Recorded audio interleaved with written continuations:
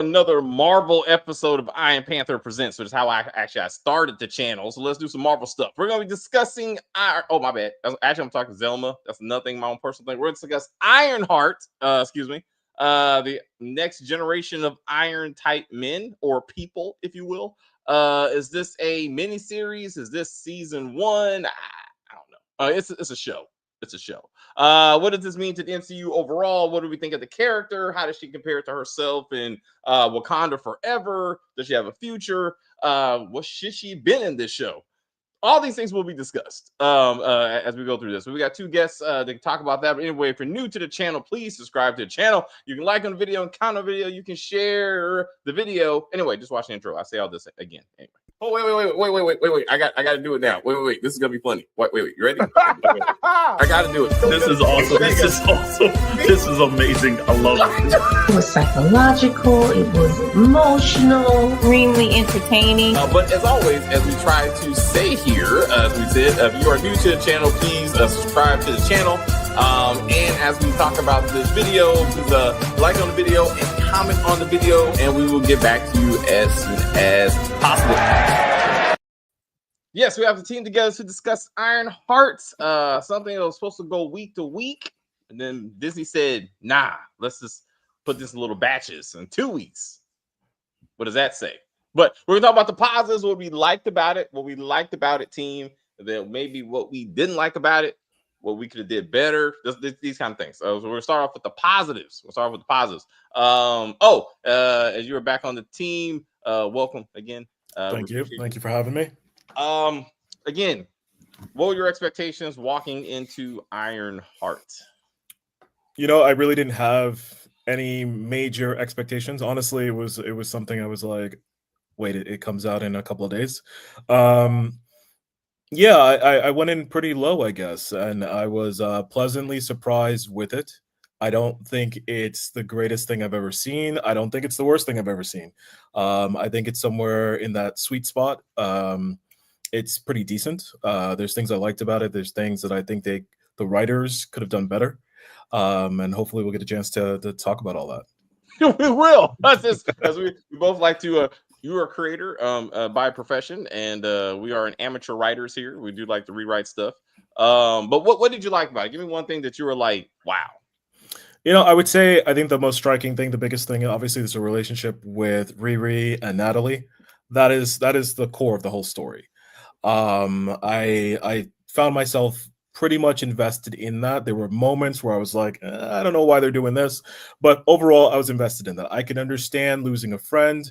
I can understand within the world of this story that an AI pops up and you have difficulty connecting with this person.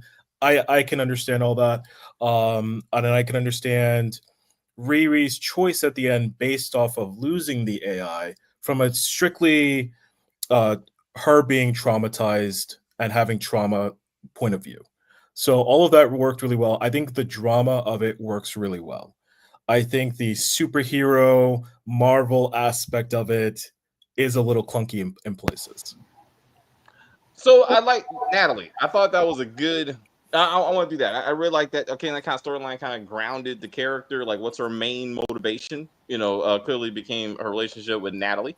So we get Kristen here. Chris, what'd you think about the friendship that was Natalie and Riri? What were your expectations walking in? Let's start with that. What were your expectations walking in? All right. Let me start off by saying sorry. For some reason, my mic went off, and I think we all know why now. Okay. So if I sound a little echoey, you all know. All right. Anyway. Okay. All right. But the expectations about Ironheart. Yeah. I mean, I think I was the same way. I didn't really have much of any expectations, really. It's, like I think me and you kind of talked about this offline, David, about kind of being disappointed with where kind of Marvel has been heading as far as the Disney Plus shows. So to be honest, yeah, I was not looking. My expectations were kind of low. Not to mention, I did not even feel like her introduction in Wakanda Forever was appropriate. Should I say? You know what I mean? Yeah, that's it. Yeah. So I didn't like where it kind of started myself. You know what I mean? So that was my expectations. I will say, starting the first 3 episodes, yeah, very, very underwhelmed. Very underwhelmed. Like, what is this? Like, here we go again. And then 4, 5, and 6, I was like, okay, okay, it's much better. Very similar in the sense of don't think it was like a great show, you know what I mean? But no, we've seen much worse, you know, and and finally it started to actually congeal towards the end. So, you know, but I guess as far as like one of the biggest standouts, as far as one of the things I kind of liked the most really was I was probably say for me, just not to kind of be redundant, I'll probably say the music. You know, I was really feeling the music. I thought the music was really nice. So, you know, so yeah, um, yeah, he's playing. Yeah, Oh, so okay, I thought you had to go be a daddy. I was like, I'm sorry. yeah. So if he continues that, yep, I actually probably will have to. So anyway, you know, anyway, so but yeah, so I would say the music was a great thing to have for you know for Marvel. So yeah, you know, All right, so, all right. Well, then my turn. I will say that again, only knew her from Wakanda Forever. I was like, who is Riri Williams? I knew she was supposed to be some type of like actually mentee to Tony Stark in the comic books. You know, what Tony was not going to be in this. We had to accept that. You know, so like, how are they going to redo this to still put her in there? Um, Seeing that she already was a superhero in Wakanda Forever, she left with the tech with the knowledge. They conveniently took away the suit, but I was like, okay, she's coming into this already top. How do you give her that arc of like I'm gonna become what I'm already am? So I was a little bit confused on that. Um, but the Natalie relationship was core, right? Like it made her thing, which gave me some issues with Gary, her stepdaddy, but that's a whole other conversation we're gonna have about black fathers in the community. But like Natalie was definitely her core. She sold her soul to get her friend back, and it that I can understand. I could understood that. I thought the fight in the White Castle, which is great product placement, first of all, was awesome. Like that was a very almost like Jackie Chan level like fight that she was having, and she had to like outsmart these people, and I really, really, really liked that. You know, so it wasn't about technology; it was how she thought it through.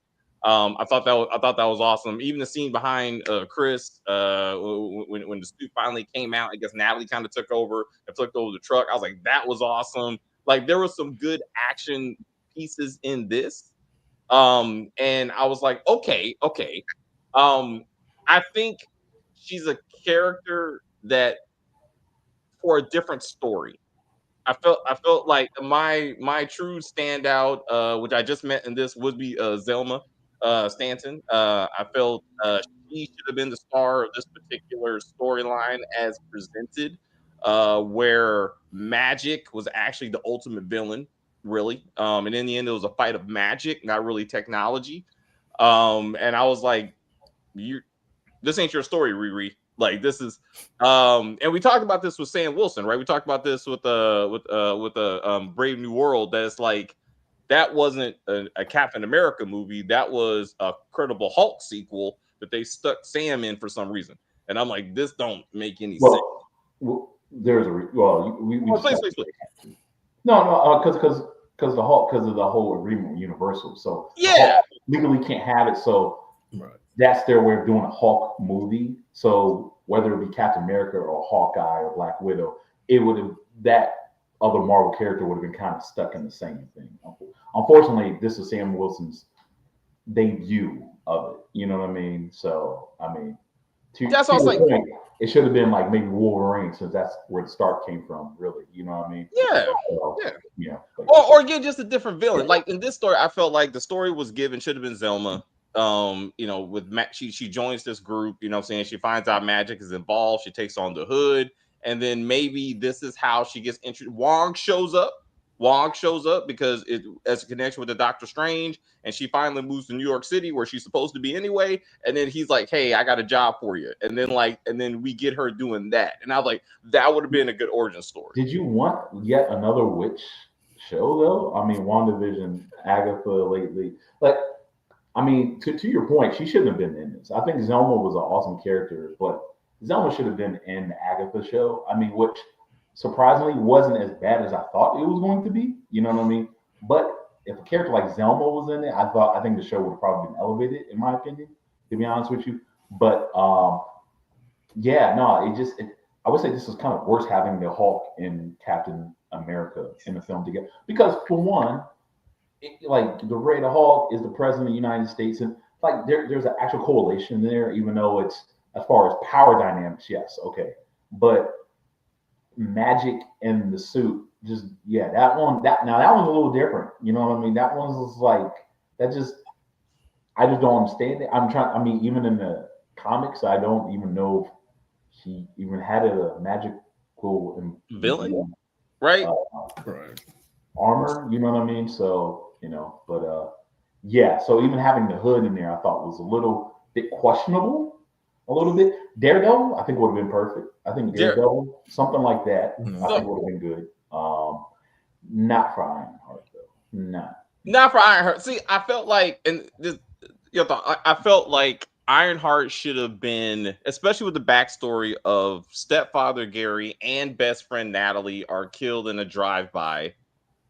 I want to protect my family. I want to do better, right? Like that kind of thing, right? Then we're going to me. I was thinking like Luke Cage season 1, where it's like Mhm. hero shows back to his neighborhood, trying to protect his neighborhood from like the known identified crime organization. She puts on the suit. She finds the people who killed her father, for the record, and Natalie, takes them off the board. They're like, we got it. We can't compete with this armor stuff. And that's when Zeke shows up, right? Like he brings in the technology, and now it's like, oh shit, now we got to even fight. And then they kind of come up to that the crescendo of like tech on tech and who's gonna win. And he's the crime boss he's supposed to be in the comics, as opposed to a whiny kid having daddy issues, which is what the hood turned out to be in this. And I'm like, I had to look them up. I'm not gonna lie. I'm not a comic book. I had to watch videos on these characters, but both of them, the hood and fucking Ezekiel Stain, are like crime bosses, like big level crime bosses. And I'm like, these are whiny men with daddy issues. And I'm like, why did we do this to these villains? What are we trying to achieve here? I think that would have been a better something, so she's equally matched, in that sense. Thought. But what you think? What you think overall? No, I think you're right. I can definitely see a different story for Riri. That would better fit her, better fit the characters. I think that it's not so much an issue with the show per se, but with Marvel in general, because they're always trying to set up the next thing, right? So it's like, how can I combine these two things to set up for the next thing? And to your point, it doesn't always work out. I mean, even with Captain America, there was a plethora of other villains you could have done with Sam. That's just the facts. Like there's a plethora of the villains. So to go with Hulk to make it essentially a sequel to the Incredible Hulk, it's like why? Why put yourself in that position? It's the same thing here. Like why there were so many things in this show where I kept asking why put yourself in that position? You could have told the story this way, you could have told the story that way, but you're setting up the next thing, hopefully, right? Because we don't know if Strange Academy is going to happen, but that's the setup for Strange Academy. Mephisto, everyone is like excited about it, but we have no idea what that's really the setup for, right? It's just there, but it's always creating that next thing, and they're just hoping that something sticks and they can continue the story they want to continue. So it's interesting. So real quick, thank you for Tara. Thanks for joining us in the comments. Brain maggots. I had to watch the video to realize that was related, to Zelma. Like she had brain maggots. That's how she got introduced to Doctor Strange. So that was like a thing. Like, and then and I was like, oh, then Doctor Voodoo. I think, okay, well, Doctor Voodoo could have been in this if they were really trying to focus on Zelma, right, and her mom and that sort of thing. Like, I was like that. Look, putting characters together. Rhodey should have been in this, because Rhodey is the new Iron Man in the fact that Tony's gone, but he can't create suits, right? Like he only wears them. If he and Happy were brought in to be like, hey, Riri, we heard about you. Stark Industries needs you to take us, take our armor to the next level, that sort of thing. And you could set up armor wars, perhaps. And she could have been in that, and that would have made a little bit more sense for her capability, and then Pepper was up. Potts. I mean, in the comics, Pepper Potts helps her out, eventually. So, so I don't know. I mean, I don't know when Gwyneth Paltrow was busy or what the. She done with Marvel, Chris. Like I feel like after Endgame, she was like, I ain't coming back to this shit. She can't remember what movie she was in. Like I don't think she's that committed. No, I mean, but I mean, you're only talking like a couple minutes. Just like Rhodey was only in in the Hawk thing for like a couple minutes. You know what I mean? Like something like that, and then or maybe it could just be like a letter like, oh, you got a letter, and it'll be a Pepper Pot, and they'll just say P. but like John Favreau is still committed to Disney and Marvel. That's what I'm saying. Like he's someone he'd be happy to like do a role for a few minutes, similar to his role in Spider-Man in that kind of sense of being. I think the angle they were trying to go here with the fact that there is no Rhodey, there is no Pepper Potts, is that essentially. I mean, obviously, even though the comic books is really Tony Stark, but obviously for obvious reasons we ain't going to get Tony Stark, but. I think the reason why they didn't give her a mentor is to kind of give a history of like what happens when your mentor is gone and you feel like the weight is on your own shoulders in a sense because she has no guidance in a sense. So obviously her mother was there for her, but she didn't want to hear anything. To her mother is kind of like the character Invincible when he's like, oh, I love my mother, but like. She don't get it. She doesn't get it. Like she don't have the powers I have, and then it hurt for Riri, it's her mind. Like she doesn't understand. You know what I mean? So and I think that's what we were trying to wrestle with in the show. Maybe towards the end, I thought would have probably been better if they would have had like, to your point, like a Don Cheadle or Paltrow. Yeah, like once it's all over and she's proven herself. Like again, if we went down the whole Street Avenger kind of like, I'm saving my city, I did that. She beats Zeke. That's when like Happy shows up or like Don Cheadle and be like, hey, like we saw what you did, maybe there's something we can do with you. Would you like to be part of the Stark Industries thing? Was your inspiration. Sure, to go back to Wakanda Forever, they made an effort of introducing her in that movie, and none of this is paid off. Like you call Shuri, girl, like you get kicked out of college. I'm pretty sure he can put in a good word for you. Like I'm pretty sure she got some money. She can help you pay for college or some shit. Like you don't have to turn to a criminal. I'm like, what are we doing? Like what are we doing? Like that was my biggest what the fuck? Like are you doing with this character right now? Like I was gonna say, I think it's two things that are big issues with the show, and I like to listen to other people and hear their point of view, whether I agree with it or not. I like to take everything in. But the thing that I thought was so interesting, we don't know where on the timeline stuff is happening. So you talk about Rhodey. I don't know if we're dealing with Rhodey or we're still dealing with Skrull Rhodey, which is why he didn't show up.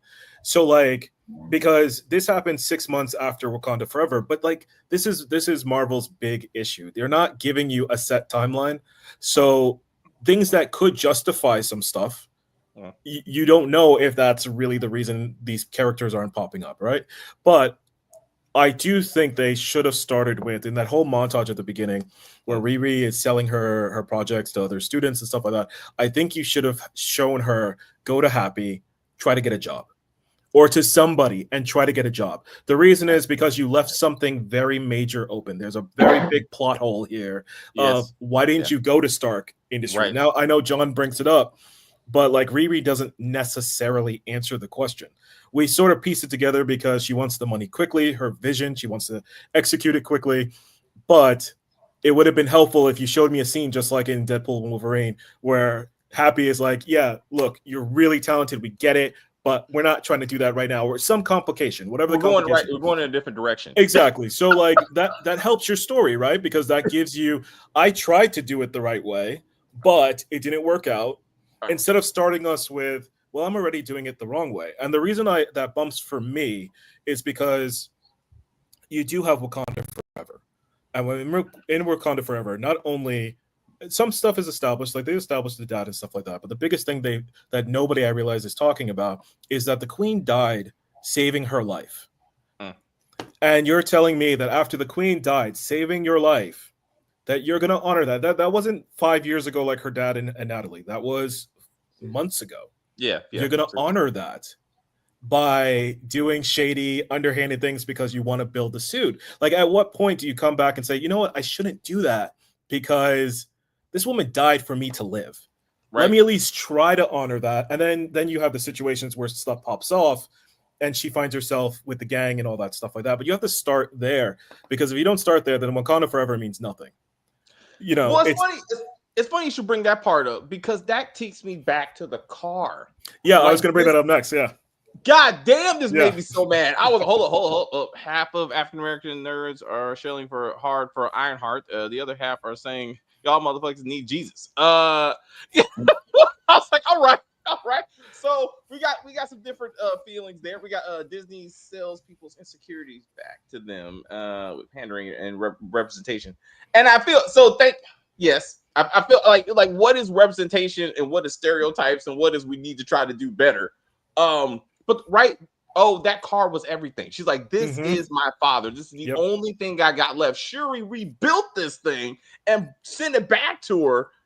She sells it for a couple of dollars to put her suit together. Like, what? And sells it within months, right? Right. On top of her having a grant at MIT, on top of her doing the stuff she was doing, selling projects, you had multiple things going on, and your first inclination, or one of your inclinations, is I'm going to sell this car. That would be the very, very, very last thing I do. That's how they had to bring the car back, so they can say, well, see, this is what we're going to use for the new suit. But it doesn't make sense. And the problem I have with it is not even so much that they changed it. That's a problem, right? But as you know, things happen behind the scenes, stuff like that. You keep pushing Ryan Coogler.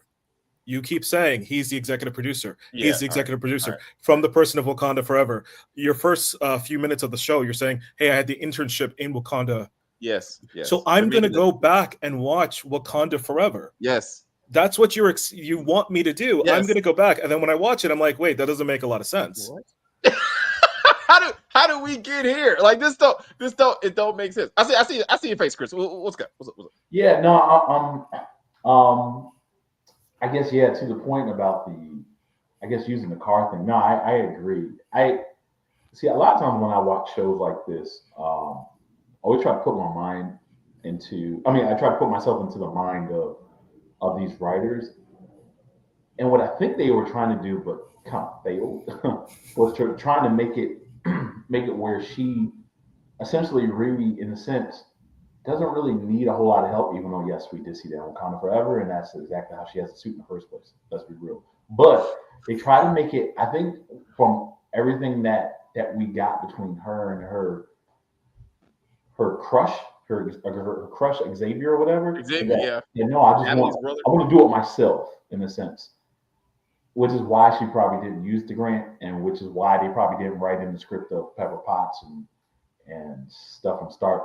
Which is why it just, which I think this is the problem that Marvel, I think, has sometimes, is that they create these characters to make it seem like, they all started from the bottom. You know what I mean? And when in the beginning of Phase 1, you didn't necessarily have that. You know what I mean? Tony Stark was always just this rich billionaire, dude. You know what I mean? And then it's just, I don't know. I think it kind of changed right when we had the first Thor movie, in the sense of like put him back down and then build him back up, in a sense. Oh, okay. So all right. You know what I mean? So that's a great example. That's a great Thor. It was stripped from him, and we know why, and we saw it happen. We saw him be like, I have nothing now, but without that, I'm still a hero. Like, he had to prove that he was a hero just being by himself, and then he was granted back, and he was able to come back up. So if Riri had her stuff taken away from her, like, then maybe that would have made a little bit of more sense than what we were given in that and this role, right? See, in this role. And she sort of did. I mean, she had it taken away from her in Wakanda Forever, right? She builds the suit, and Shuri's like, look, you can't take it with you. Great. what I think I would have done is I would have played on that as I had the iconic suit. Like the whole thing is about building something iconic, right? Well, I did Okay. that. I went to Wakanda, I built it. I can't get any better than that. Okay. But after that, I come home and what I'm tinkering with is nothing. I can't bring myself to get to that suit, right? And she's using whatever resource to get back to that suit.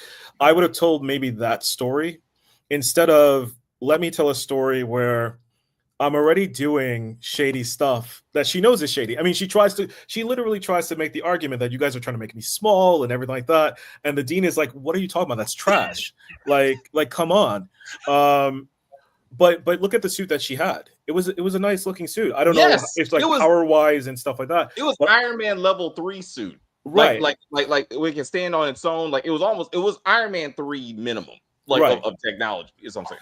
And that's the thing. Like if the story before this is Gary and Natalie got killed, I now want to protect my people. Great. I'm totally can relate to that. I get it. You go to Wakanda, you get the suit, you fight with the Wakandans, and then Shuri's like, but you can't take the suit back. Oh crap! I really wanted to take this suit to protect now my people, right? And then her goal is about I need to try to get back to this suit somehow. Like that's a more of a clear cut thing than let me keep saying it's iconic. Let me keep saying it's iconic. Let me do this to make this iconic. And then once she does reveal the reason that she wants to build the suit, which is to protect her people, which again, it's very relatable, and I don't think anyone would want to do that. But it opens a lot of questions of like, well, why weren't you giving your mom the watch when you were at MIT? Why weren't you building her tech when you were at MIT? Why is it only now? Why does it have to be this one suit that can protect everything if it's about protecting the people you love? So okay, so then that goes to so this is very specific because of the hood and everything. She was like, "Well, I need to pick him now," but like Gary and Natalie got killed of just straight up street violence that happens in the South Side of Chicago on a regular basis. So it kind of goes back to that what's been happening for the last 4 years that you haven't been like trying to do this shit. Like Spider-Man, Uncle Ben gets killed. He immediately is like, I'm saving this neighborhood. Like I'm going to work, right? So like the 5 years, she hasn't dealt with that trauma. Like she clearly has not dealt with that trauma, and that's like carrying over into this. But this is like a different problem that you're kind of having now, and it's like when are we gonna get back to the original trauma of dad got killed in front of me, my best friend got killed in front of me.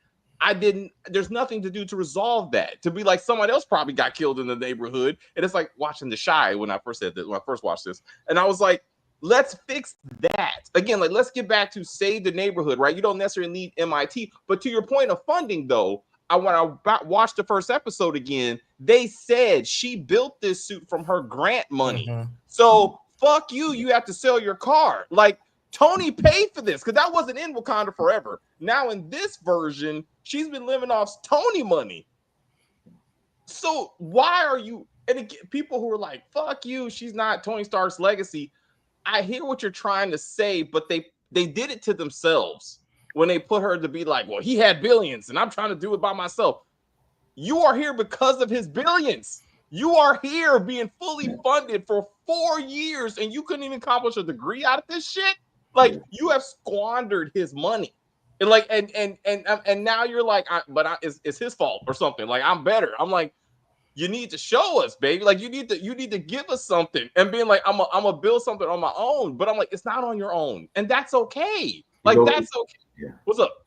No, I was about to make a joke. I was like, one thing that Tony couldn't do, he couldn't build an AI Jarvis. You know what? You know what? That's also a thing that cracked me up. Well, I take that back. I guess he had vision. I guess vision was supposed to be right. Yeah, actually, I submit that was an accident. Like also like this, they're like, oh, he built Ultron, which almost destroyed the world. So at least she just made a friend that hung out with her. And I love like the visual creation of Natalie. Like it was, but again, yeah, I'm staying on the positive. I'm staying on the positive. So her being like, okay, I got Natalie back, I got my suit back, right? And I'm like, and I can do this. Like her making this, to your point, let's remember Wakanda Forever, the design of her new suit and the fact she took her dad's car.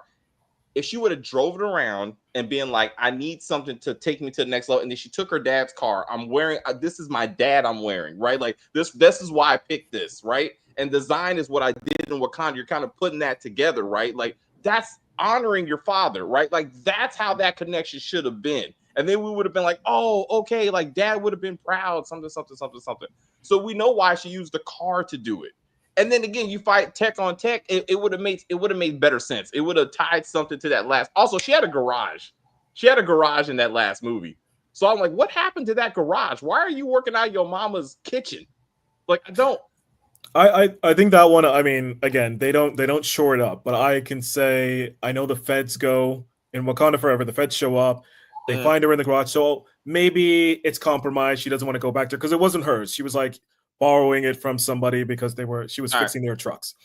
But to your point, you know, there's always a plethora of ways you can tell a story. But I think what hurts this show, at least for me, is I couldn't separate it from Wakanda Forever because that's the predecessor. That's the story that goes into this story. That's her origin story. Yeah. So when you leave out or you conveniently forget little things like that, or you opt to. Now I know why.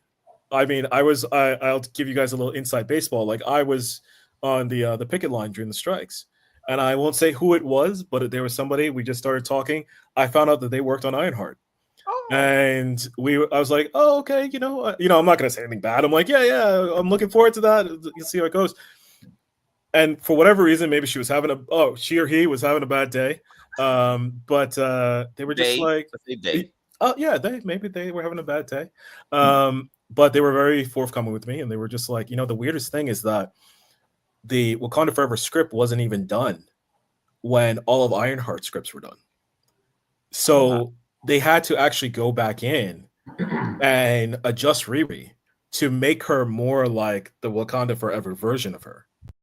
Oh, wow. So again, this is exclusive, I guess, but like I just found that to be so interesting because that's Marvel's MO.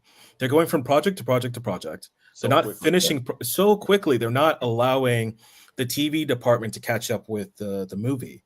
So I could see reasons why there's the disconnect there, but those disconnects are fundamental when you're telling me to go back and watch the movie to understand the show.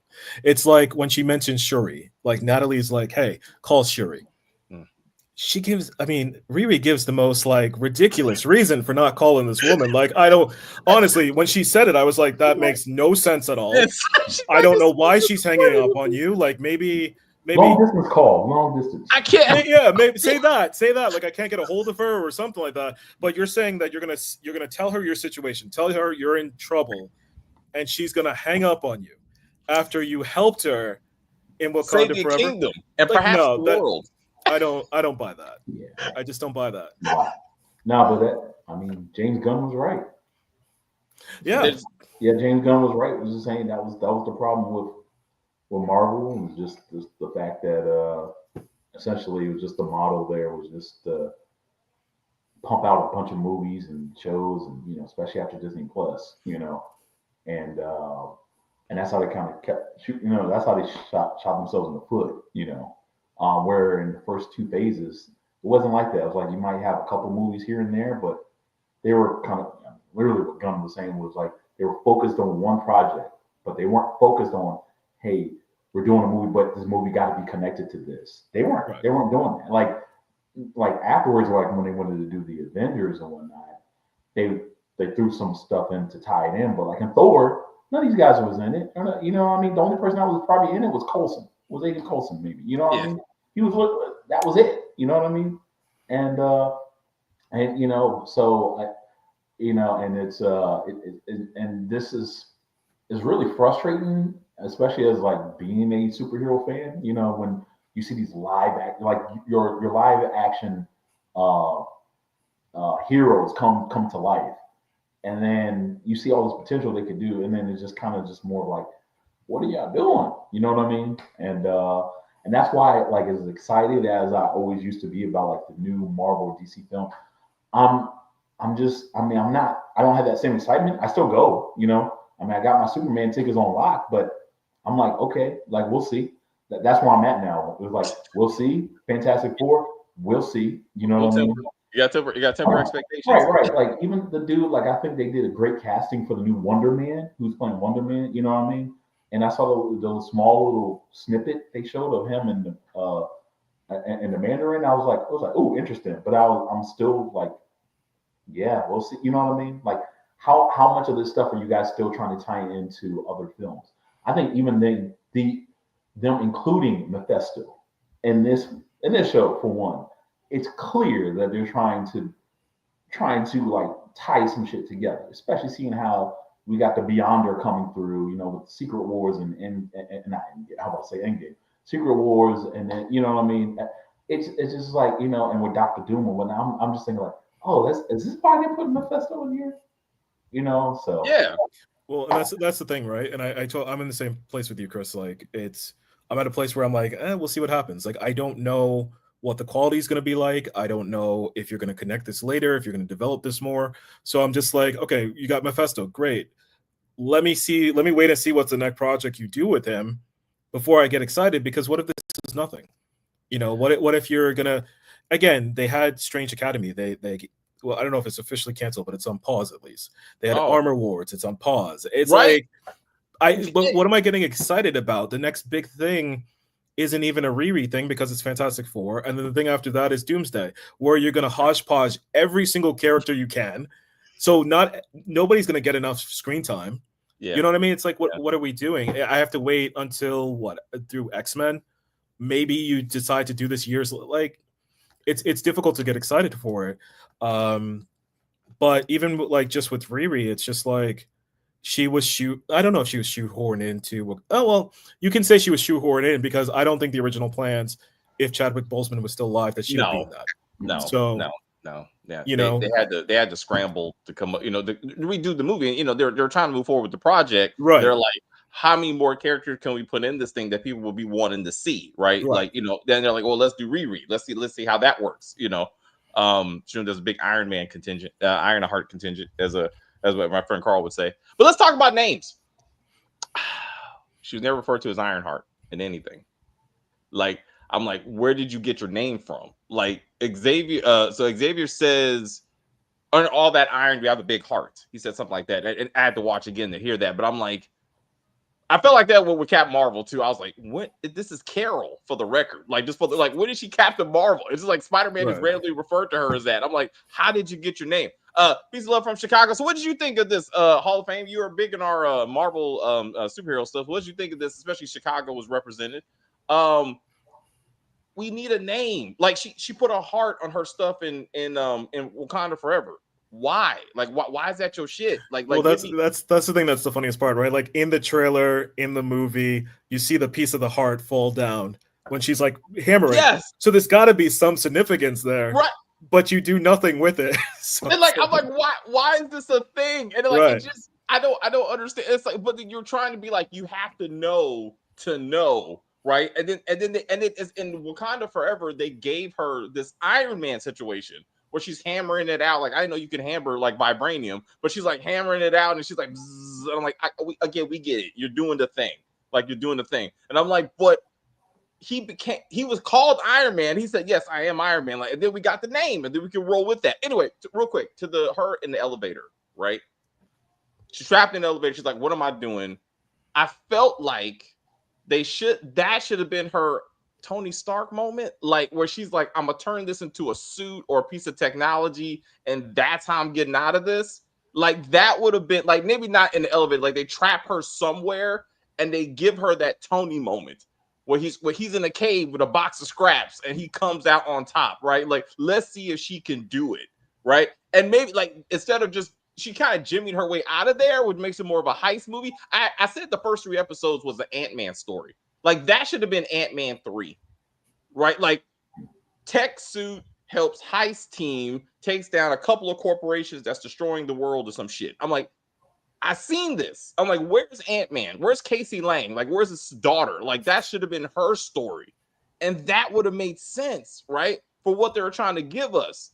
So I'm like, why is Riri here? Like I just kept on asking myself this question. Like, this is not your story. Like you're too qualified for an Ant-Man story, and you're underqualified for like a magical story. Why are you here? If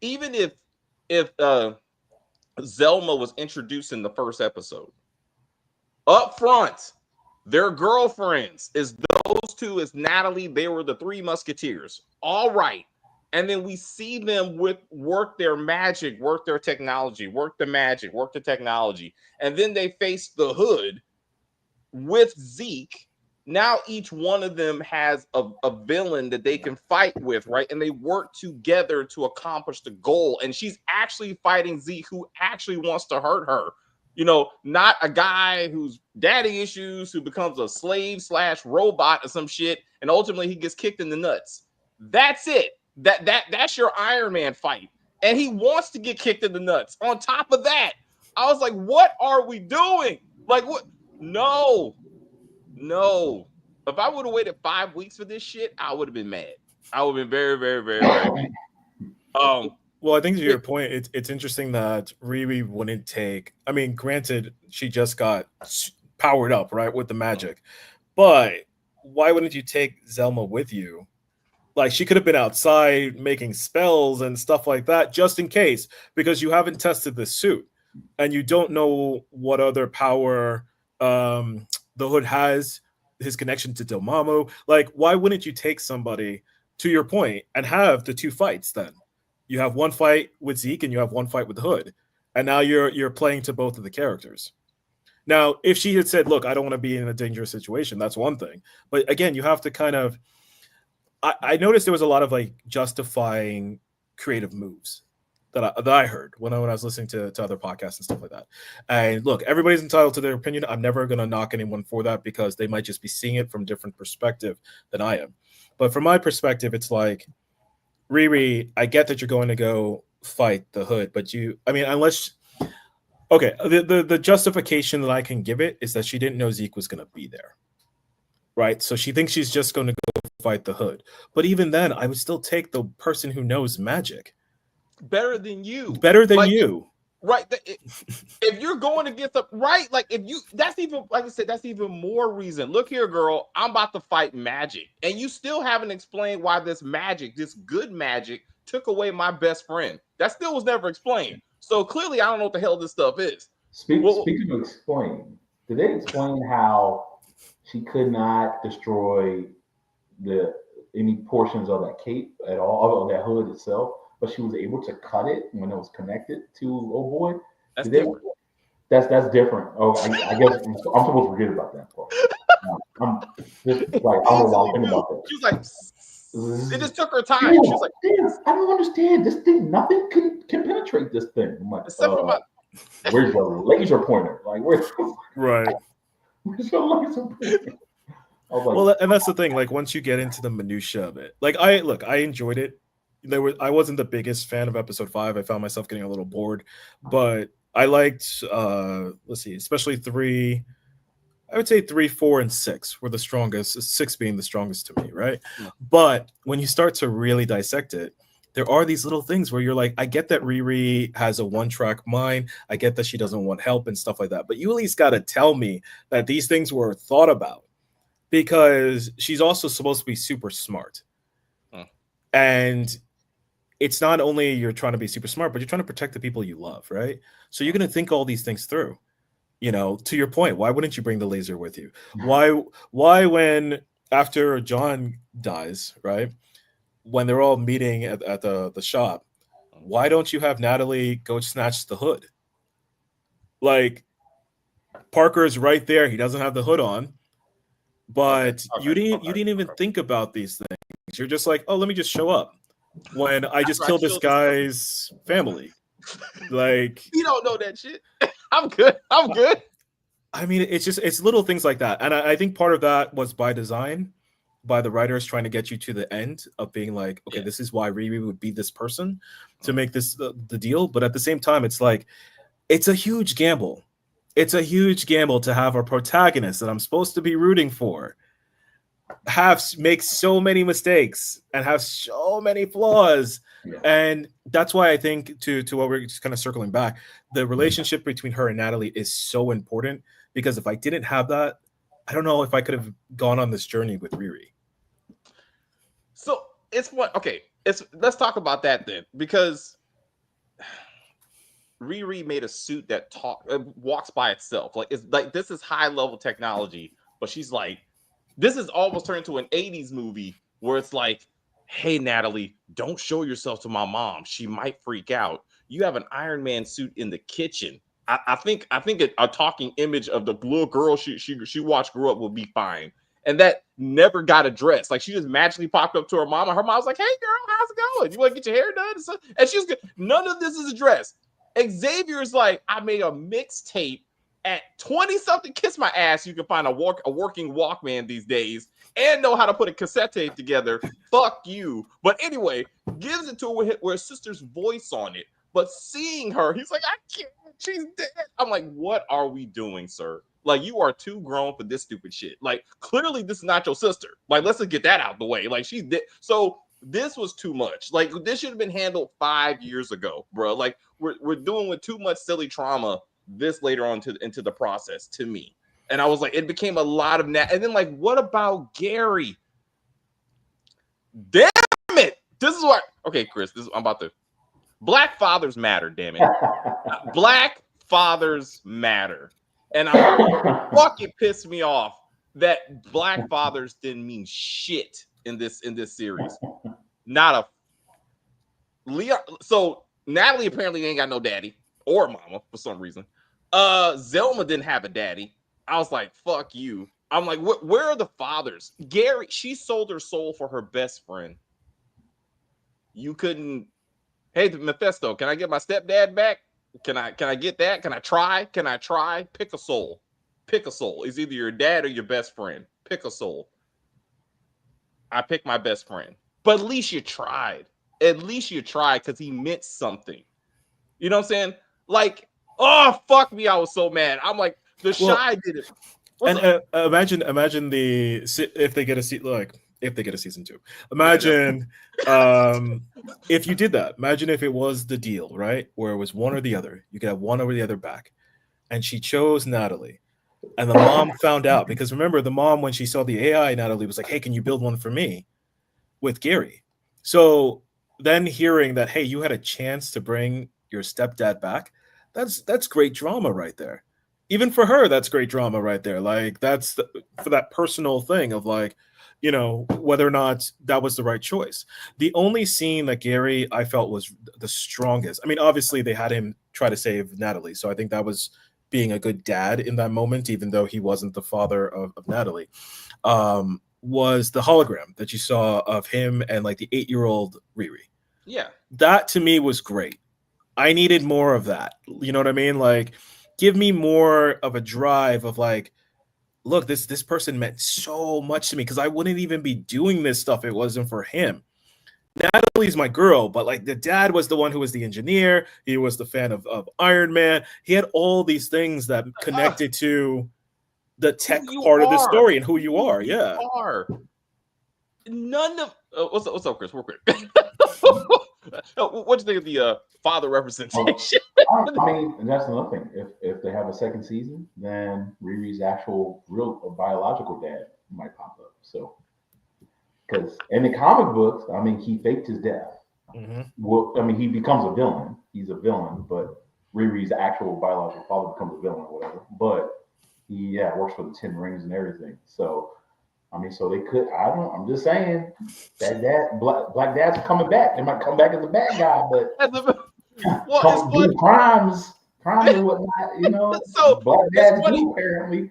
But now, Chris and I have talked about this, right? Like, superheroes don't have parents. Like, they usually, one of them dies or both of them dies, and that turns them into who they are, right? Like, I get that, right? Like, so again, I was trying real hard not to be like, she ain't got no biological daddy. She ain't got no stepdaddy. I'm like, God damn, like, the fathers don't mean anything. But I didn't realize that was part of the comic book, right? But since Natalie, obviously they changed these characters to fit the story that they're telling. You don't need to kill off Gary. If Natalie is her driving force, Natalie dies in a drive-by. Natalie's the one that she lost and she needs back, and that was her sister that she never had or something, like, then it's okay. Like, he can be alive and be okay, but Natalie is what made her into this protector. Like, and she puts on the suit and she takes care of her neighborhood. Like, I'm okay with that. You gotta lose somebody. And I understand. It was just like, do you remember when Mephisto silenced that family in the back of the pizzeria? Something told me there's no daddy back there. So I went back and I took a picture. There was no daddy, There was no daddy. It was two black women and they black kids. I was like, God damn. Like, can there be a black father somewhere? Just even that little boy, Landon. Workers. They could have been the daycare workers at nighttime. Landon didn't have a nighttime. I'm like, where? But that is an issue with the show. I don't know if it bothered me that much, but in talking about it now, right? Like, so you have Parker's dad. Parker's dad is an empty slate. I don't know who he is as a character to care about that confrontation at the end.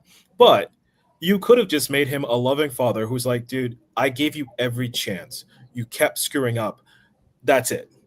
I had to kick you out. You didn't like it. I'm sorry, but you're under my house. I'm trying to like be that good dad for you. For him to go out and say like, dude, I didn't want you. It's like they went out of their way to just be like, nah, you ain't having no good dad. There's no good father figures except for Gary in this. All right. Like, he did. And he did. And he did. Like, I mean, that's what I mean creatively. Like, there's choices.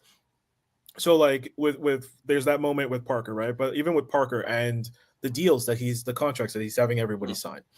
So I know people have said, like, look, under duress, if somebody signs a contract, it could be voided. That is 100% true. On the other side of the fence, people are like, dude, it's a comic book show. What are you like? Stop tripping. Calm down. But at the same time, as a writer, your job is to fill as many holes as possible so that nobody's thinking about that, because you want them to be so involved in your story. So a quick fix would have been, I have dirt on you guys. Right. Sign this contract. I got something that I'm holding over your head, or I'm going to show you that I am the Morpheus sort of bad guy at the end. There's got to be something to keep them tethered to him. Okay. It's a quick fix, but it's little things like that. That's what I'm saying. Like, with the fact that we're even talking about it right now about the father, you could have shored that up. You could have just had him be like, look, I try to be a loving dad to you. You were the problem. Yeah. Instead of it being, I didn't want you. I'm the problem, and you're justified. Like, okay, that's why I learned from watching you, Dad. But Mephisto turned it on him to be like, bro, like, you think? Oh no, I think the dad did this, right? How many people did you have to screw over to get here? That's what it means to be a businessman. And like, at some point, he's like, oh shit, I turned into my dad, right? And him sitting there at the table at the feast, and he's like, he's all alone, to be like, it's not worth it. Like, I did all this. He should have took his soul. Let's back this up. I'm really trying to get to Mephisto. Should have been like, I lived up to my end of this bargain. Your soul belongs to me. For him just to be like, well, if you keep the hood, then I'll work with you. If not, I'm just walking away. I'm like, then that doesn't make sense. Like, aren't you supposed to be a collector of souls? So should he have been like, you're gone. Like, the hood is whoever I name. If I give that hood to somebody else, then now they're the hood. So like, he should have took his soul and been done with it. I feel like that would have showed him who he really is. So like, and then as I was a little disappointed in that part. Well, even to your point, a lot of people were saying like, "Hey, I thought these contracts were about the souls." Like that would have made a lot of sense. Like Mephisto's having him go out and do his dirty work for him. I honestly didn't, and I watched the series again. I couldn't fully track why they had to do the 2 or 3 jobs before they got to the father. You know what I mean? Like, the goal was the dad. I don't know either. Yeah, what was the point? Now all of a sudden you're like, oh shit, wait. Yeah, it's like he mentions they were part of the father's business portfolio. Yeah. But like, why specifically did you need them before you went to him? And let's get back to Riri and her bad decisions. Like, your stepfather, your best friend, got killed in gun violence. Why are you still working with a guy who shot someone? And you're like, it happened, but he's all right. But let's just. it was the hood that was too much for her. Then she was like, oh, maybe he killed Rampage. This is too much for you. I'm like, you shouldn't even be, or do we hurt people? That's what she said. And Yeah, he's like, and he said, no, we just do extortion and breaking and entering. And she was, my biggest issue with that moment was like, there was no follow-up question. Like, who are we going after? Anything like that. She was like, all right. Yeah, okay, that makes sense. Yeah. Okay. And then for her to be dropping, just making it rain, I'm like, I'm not sure. So again, we can bring up Iron Man 2 just real quick. People are like, oh, Iron Man. Chris and I did a video on this. Like, after Tony Stark became Iron Man, he was still a functioning alcoholic who peed on himself at a birthday party. Like, he wasn't there yet. Like, he was still working through his shit. I mean, but they're like, well, he was an arms dealer. He told Obadiah, we don't sell to the other side. And once he found that out, he was like, we're stopping this shit and we're destroying the weapons. It's not the same thing. Like, he was a businessman who thought he was protecting America with his weapons, and they just got into the wrong hands. So it's like, but anyway, Chris, what's up? Sorry. No, it's just something you said about after killing Rampage. You reminded me. That was another thing I hated. Rampage, y'all just wasted a character. The moment he announced himself as being Rampage, I'm like, oh shit, this is Rampage from Marvel, bro.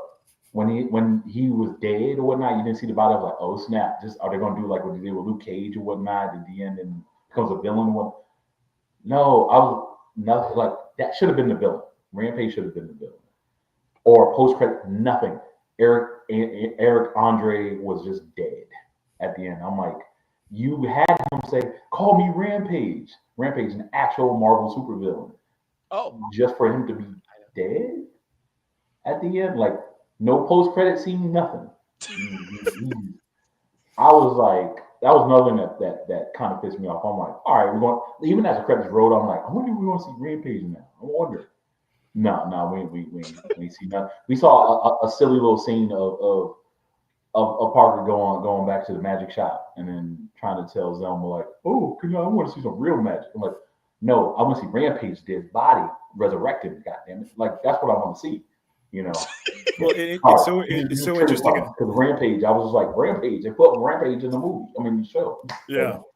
No, I was with you on that, and I thought the way they handled Rampage, like the story to get us to like, oh, see, Parker killed Rampage was kind of weird. It was like the police show up and say, hey, we think it's a possible homicide, and then later they're like, no, he OD'd. No cop in the world would go for the homicide one first, I'm like, and then they would say, oh, it's an OD. Oh, no. It's a possible homicide. Plus, if it was a homicide, and this is just my Bosch background, if it was a homicide, you would have detectives going there. Not two cops in uniform. Two beat cops. Two beat cops. It's not going to happen.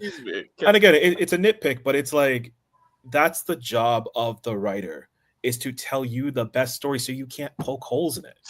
Or you can't poke a lot of holes in it. That's the job. So like, there's a lot of things you can forgive, but there's little things that you're just like, they weren't really thinking that through. You know, and even the crew being all upset about Rampage getting killed. When I watched it the second time, I was like, dude, you guys didn't really seem like you cared about this fool anyway. So I don't know why you're upset. They just about kept this. it moving. And like, right. It was like, he was kicked off the team and nobody was like, oh, you should come back or we'll give him another chance. It was like, no, he's gone. All right. Well, also they're like, we're gonna kill you, Riri, in the White Castle. I was like, this for John, because John was so important. I'm like, I was confused with this. He was like, I will find you one day. I'm like, what? Why did y'all break up? Like when they're in his dad's house and like this was supposed to be a thing because they kept on going back to this moment. I was like, why is this such a thing? Like, why are we keep on seeing this damn scene again? And I'm like, they were cousins. So like, okay, so did he grow up with seeing his friend being his cousin being abused by his dad? And I was like, why is any of this happening? I don't. Anyway, hold on, real quick. I don't like the actress they picked. She's 27, playing a 19. She had the small size, bro. Like I believe that she was a teenager. Bad acting for lead actor. Me and producers are just throwing some BS together. I thought she was. What's up, Chris? No, I said I kind of agree. I mean, got a small frame, but that face was not. That was not no. I'm supposed to be, was it 15 or 19 years old? 19. Yeah. Yeah. I'm sorry. She looked my age. I'm sorry. Like, you know what I mean? Like, no. Like, no. What? No, dude. Like, okay, body what? No. Like, I don't like maybe they AI'd her face, maybe. You know what I mean? But no, dude, you know. And at one point she was doing something, and you see like the veins in her arm or whatnot. I'm like, I don't know, no 15, 19. She Like, works out. She works out. Well, She's and she didn't sleep. You know, Yeah. she's always up working. She's she's constantly working. She's like, I don't sleep. I sleep in my suit. I'm like, what is happening? You need therapy. That's another thing for Black community. She should have went to therapy. After she defeats the local gang that killed her stepfather, or let's just say her best friend, her father's fine. At some point, she goes to counseling. Like her and Xavier and all them, she's clearly dealing with PTSD, clearly. And that needs to be addressed. Also, Iron Man 3. There's a lot of Iron Man 3 connections to this thing, actually. But sit down, girl. Have a moment. Like you need, like, it's okay to seek help. Like this whole strong Black woman shit, they did it too much. They reinforced the stereotype over and over and over again with her. And I'm like, you need help, and it's okay. It's okay to be like, I can talk to someone. You know what I'm saying? Like, I thought that would have been a good moment, especially for young people, to be like, your mental health means something.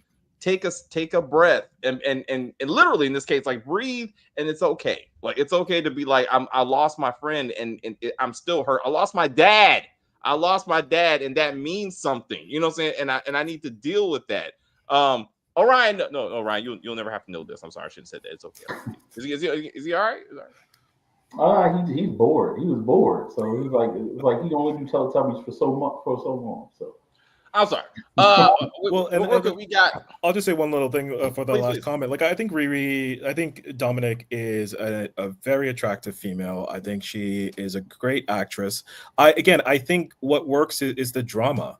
I think in those moments, I believed it when there's a disconnect between the marketing of this show and the actual show, and I think that set things up for failure, because the marketing gave you the impression this was going to be a girl who was like, it's all about me. I'm smarter than everybody, smartest. But there's multiple times throughout the show that people call her out. There's multiple times throughout the show when she's like, I'm not a criminal. And the next moment she'll be like, no, I am a criminal. Or like we talked about at the beginning where she's like, you want me to be small? And the dean's like, nah, that's trash. That's hot trash. Or Zeke calling her out and saying like, you're a child. Like, there's multiple things of this, but you didn't show any of that in the trailer. So what I would say, the marketing hurt, not that it should have, but it did hurt it because a lot of people went in and was like, oh, we're going to get the girl boss. We're going to get another girl boss story. Okay. And what you got wasn't really a girl boss story. You got something that's very intricate. You got something that's complicated, that deals with trauma, because trauma, I mean, the best example I could give is somebody said trauma is like a balloon in a box or a ball in a box, something like that. And like, it gets smaller because it loses the air, but the ball is still there. And when every time it loses air, there's more room for the ball to move around, or the balloon to move around and hit the walls that remind you, that trigger you, that all this stuff like that. Oh. So 5 years later, I still believe that she can have the trauma. The decision she's making, it's like, it's hard for you to root for somebody like that, because it's like, look, I get that you're dealing with this in this way, but right, like I had a friend of mine. She used to date guys who were wrong for her, broke up with them all the time, stuff like that. She would call me, tell me about it. I'm like, dude, stop dating these kind of girls, or these kind of guys, sorry. And then she would date, same thing. After a while, you're not sympathetic anymore. You're like, look, I'm telling you, stop. You're still doing it. You're my friend, but so I think that's where the writers probably, they needed to pivot. Like, everybody's talking about Tony, and he was, this guy who created weapons and all this stuff like that. But Tony was also extremely likable. If you remember that first scene, he's in the convoy and he's talking to the soldiers. Oh yeah. And they want to get, you like this guy. So by the time you tell me that, yeah, his weapons are going to the enemy, I'm like, I get it, but he's also a really likable guy. There wasn't that moment. Like, they needed to do more with that, with Riri.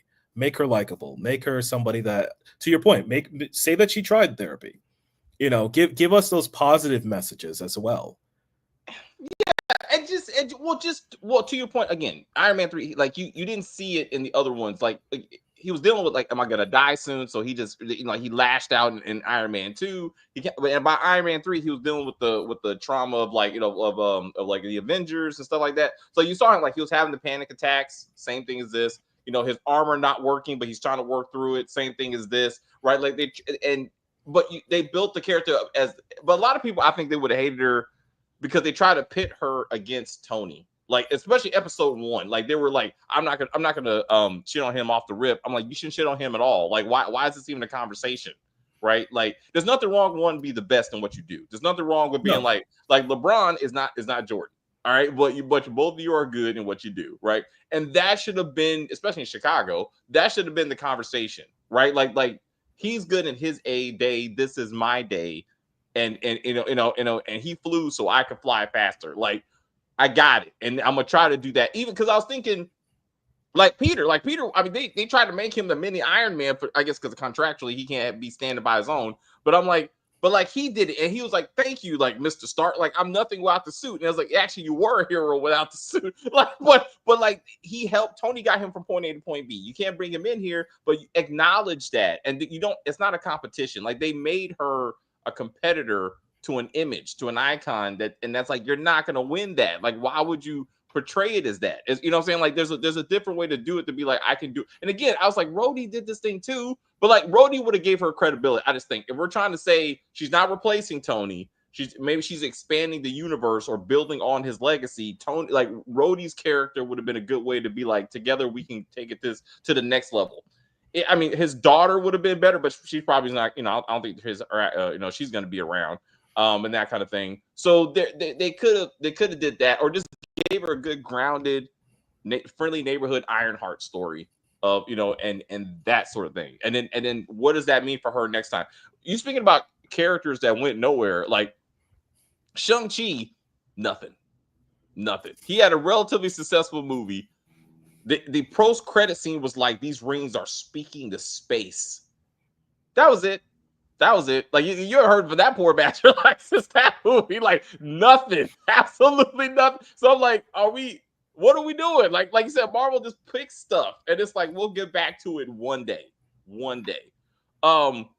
Yeah, I mean, it's like the strikes definitely affected a lot of their plans. I totally understand that, but like they're grasping. Like there comes a point where you got to like settle down. I mean, look, they had the strikes, and then they had Jonathan Major, stuff like that. So like they're trying to figure some stuff out. But at the same time, to your point about like Tony, it's like you also don't. She didn't outright go and like tear this guy down, which I appreciated. But at the same time, it is a common thing within these shows. So even if it was just the slightest thing she said that seems negative, it's going to feel like you're tearing down Tony, or you're trying to compare yourself to Tony, or trying to be better than Tony, I should say.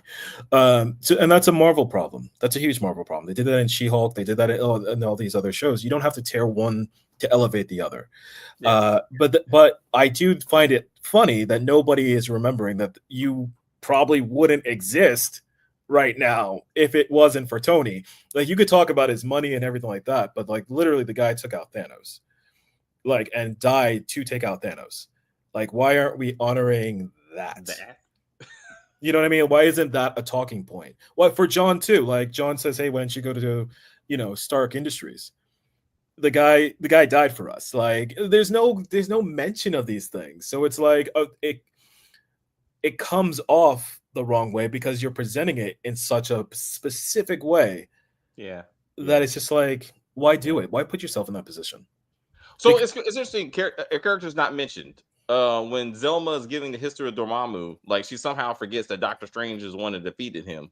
And Wong was there. Like, not both of them, but Doctor Strange, that's how he became who he is, right? Like, especially when she's gonna end up working for him, this is gonna be like the comic version. Like, that's not even acknowledged. Like, you're like, do you know a Doctor Strange? How the fuck do you not know Doctor Strange? Like, he orchestrated, the battle that, that Tony died and saved the universe. Like, he's kind of a thing, and he's still, no, he's not on Earth anymore. But and that's the thing. Like, how much? And this is the thing about timing and timeline. How much do they know that? Like, why wouldn't you say, hey, well, let's go talk to Doctor Strange? You know what I mean? Like, we're talking about Dormammu, who you're elevating as this big bad. Obviously, it turns out to be somebody else. But like, you're introducing him to me. So why aren't you going to at least entertain that thought, and then she could say, "Well, no, I heard he's off world" or something like that. Something. Or again, I talked to Wong, and he was like, "Nah, like the actor ain't that busy. Like he could have came in and did a little something and been like, Benedict Cumberbatch is doing big shit. You know what I'm saying? But Wong could come in. I mean, he was in. I mean, She-Hulk. Well, he had no business to be in that. You know what I'm saying? Like this is where they should have focused. And like, he was in Shang-Chi, like, right? I mean, but that makes sense, right? You got Yeah. magic. You know what I'm saying? Asians. You know what I'm saying? I'm like, all right, magic Asians. Well, All right, let's just put all really? that together. I'm Really? like, all right. But this, I'm like, what? Like, I'm like, what the fuck are you doing in She-Hulk? I was like, then I was like, oh, he's gonna be the new Nick Fury. Like he's the connective tissue. Like he's the Agent Coulson going from like the job to job, right? So I'm like, this is your moment. And Zelma is your new recruit. You know what I'm saying? Really. And I'm like, give me that magic stuff if that's the direction that you for some reason decided to take this show. We talked about the previous series, so like there's no mention of the Scarlet Witch, and that like, I think like there's something as bad magic, like yeah, you know, Scarlet Witch that didn't work out for her, you know what I'm saying, like and you could kind of bring that part up. Well, the Zelda problem not the problem with that though, and this is a problem I have with the show, and I'm actually not trying to be negative because like there was stuff I really did like about it, but if you bring up Scarlet Witch and then you like go to Parker, right? She sees what Parker became, the whole like Morpheus thing, right? So she sees it. oh yeah, that was good. And then she just goes in the elevator, sees a guy who basically says he's Satan, right? Like basically, like you should be smart enough to realize that, right? And then you're just like, yeah, okay, let's do this. You just saw what happened to Parker. Now, if her thinking is I can outsmart this fool, okay, but then you didn't even ask what you were getting. You didn't even confirm that you were getting the real Natalie. You think you're doing this to get AI Natalie. I got you. So the thing I was trying to make is like, so if you start bringing up Wanda, you're going to start being like, why would you make this deal? It's already dumb that you just saw Parker. Yeah, oh yeah. And you still made the deal. Her, and she was trying to bring back her kids. That's I mean I'm assuming that's why they didn't do it, because if you start to pile it up, then Riri just looks dumb. Like unfortunately. No, I see. No, again, Zelma may not know the ins and outs, and this is something I kind of got with Miss Marvel, that they knew too much about Captain Marvel. Yeah. When that doesn't make sense. Like she was a secret in the 90s and she wasn't even around. So like, but the magical community, Wong should have documented the fight with Scarlet Witch, the big picture. You know what I'm saying? She attacked the school. A lot of people died, that sort of thing, right? You can put that in there of like magic can make people go bad. Dormammu is another example. And like Doctor Strange was here, Wong was here. But to your point, then we need to call the big dogs. So like my mom needs to be on the phone calling her friend that she met in school, Wong, again, at the minimum. And he's like, hey, I talked to him. And he was like, hey, this is what we can do. Or somehow they get him to show up and help out if we're going to go down that route, like to your point. But what I liked about Mephisto's conversation was that, again, he gets into your head of what do you want to hear? Right. She wanted to hear that she was brilliant, but no one saw it. You were unseen, you were unheard, but I hear you and I see you. You know what I'm saying? Like, and you could do great things because you want to do great things, right? And it's like, what do you really want? And she was like, yeah, that's right. You know what I'm saying? And these people, I'm a victim. They're holding me back. Like it's not your fault. It's not your fault that this stuff. And she's like, yeah, it's not my fault that this stuff is happening to me. I was like, yeah. And it's like, it was telling her everything she just wanted to hear. And he was like, my only problem with that is like, then it's essentially the same speech you got with Parker, right? That's the speech you got with Parker to join this gang. You realize Parker's messed up. You realize the magic, blah, blah, blah, blah, blah. I think it would have been more beneficial to just stick with Natalie. Like he talked about death. He talked about loss. Stick with that. You didn't need to tell me about Fortune 500 people and all this other stuff. Just be like, look, it sucks to lose people. What if you didn't have to? What if this? What if that? And then you're hitting those emotional beats. It's what she wants to hear, but it's not the same what she wanted to hear same before. Pitch as exactly. Yeah. I got you. You're right. Because it's like, hey, girl, you can get this legally, but that's gonna take some time. like she's Right. like, oh yeah, that's true. I don't want time. I spent 4 years.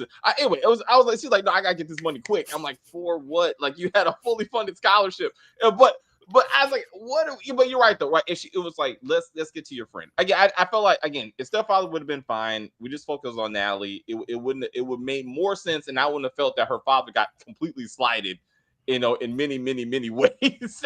And I was like, why was he even acknowledged?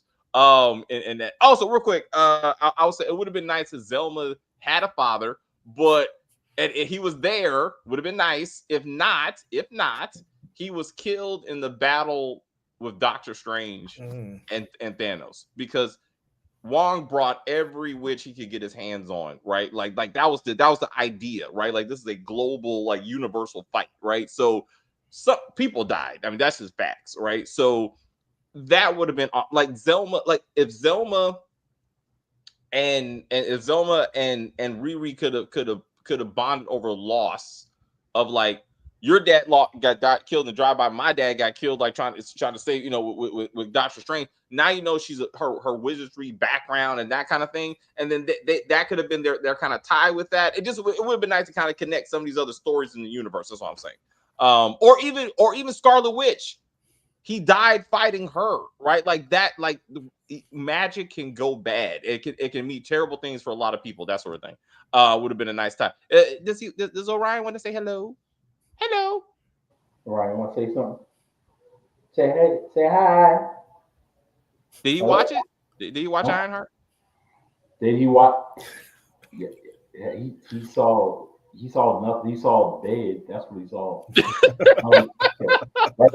Right, he's doing well. He's doing well. Oh, he talks all this time now. All of a sudden, he's want to be quiet. He's quiet. He's playing shot. He's playing shot. All right, this is where we rack and stack it. All right, so when this first started, Chris said, "quote This could have been the worst thing I've ever seen." So now that you finished it, Chris, how does this rank in the? How would you stack? He thought that was hilarious. How would you stack the TV shows? The TV shows. Ooh, all of them.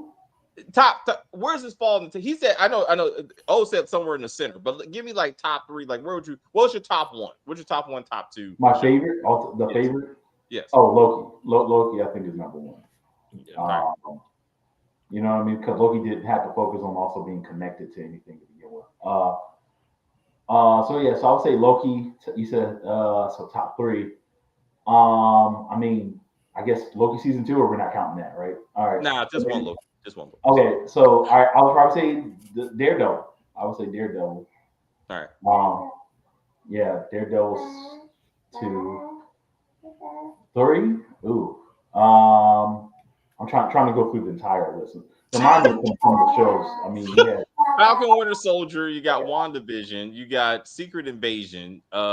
Agatha. Some shit. I didn't watch it. I mean, I can't put that on the list. So I would probably have to say maybe WandaVision. WandaVision is number 3 for me.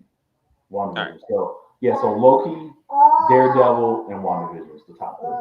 This is not in that list. So where is this? What is this the worst one, or would you put it at the bottom, or no? What is your worst? Oh, all right. Well, okay. So I'll revise my statement that I said to you with the first 3 episodes. It is not the worst one. Yeah. So to me, I would say Hawkeye is dead last. Hawkeye is dead last, followed by Echo, which Echo disappointed me greatly. Man, my expectations for it were so high. And She-Hulk, I guess. She-Hulk's right there. So yeah. All right. Okay, top 3, top bottom. All right, I got you. All right, let's do. What's how you rack the stack it? Definitely Loki on top. Number 1. I actually haven't caught up with Daredevil yet. Like I know the Netflix series, but not the Disney one. So that's not on my list, unfortunately. But I would say Wanda's 2.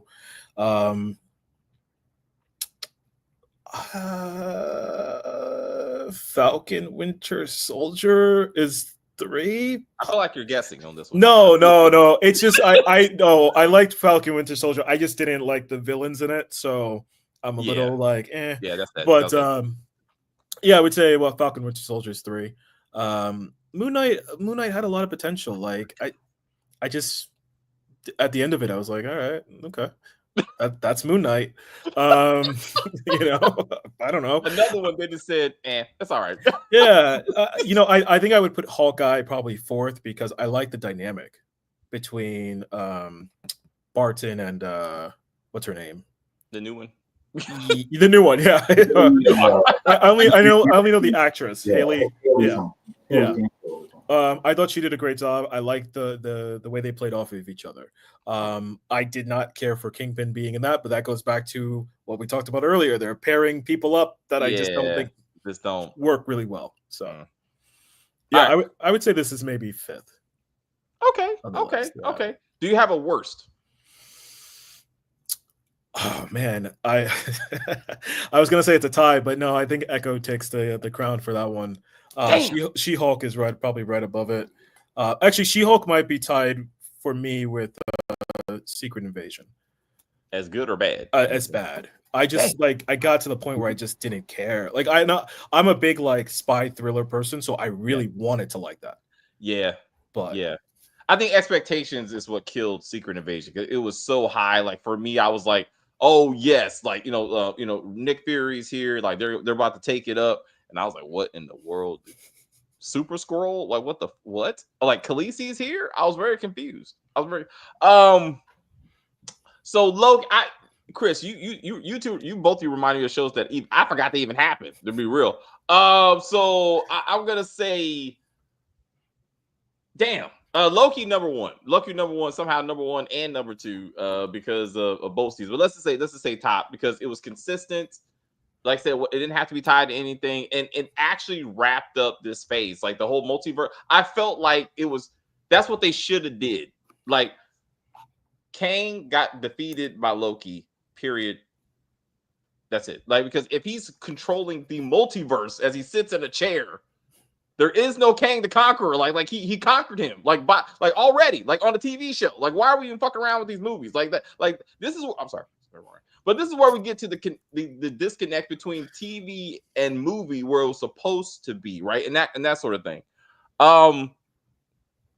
So okay, so I'll say Loki. Then I would say Moon Knight was cool. I love the special effects and the story was awesome. It's sad that they just dropped that character altogether. And that was very disappointing. Then I would hold up. My top three is WandaVision, A Falcon Winter Soldier, and Loki season 1. Secret Invasion was garbage, but I love the intro music. All AI, for the record. So Falcon Winter Soldier was only good because I love those two characters and I love those actors. They made that the storyline was convoluted and unnecessary and just irritated the shit out of me. But to see Sam and Bucky together again, I just love to see those two actors and those two characters together. And I don't think they can mess up for me. So I think that's what saved that for me. The very Daredevil was better than I thought it was going to be real, because Disney took over, so it's not the Netflix like edginess that they went for. Kingpin was what he's supposed to be, as opposed to what he was in Hawkeye, which was trash.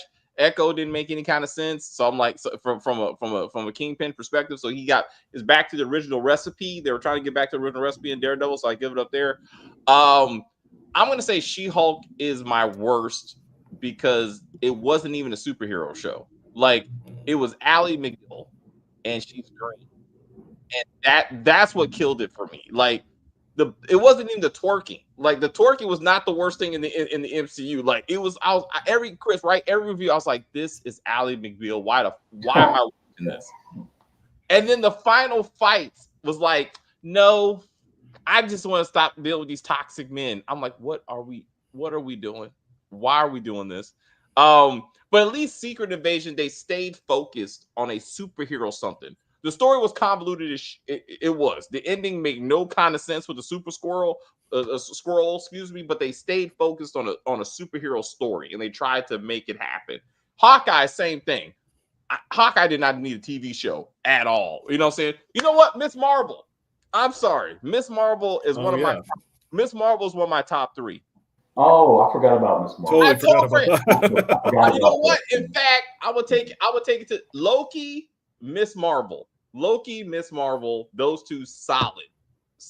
And then Moon Knight, because I like the special effects.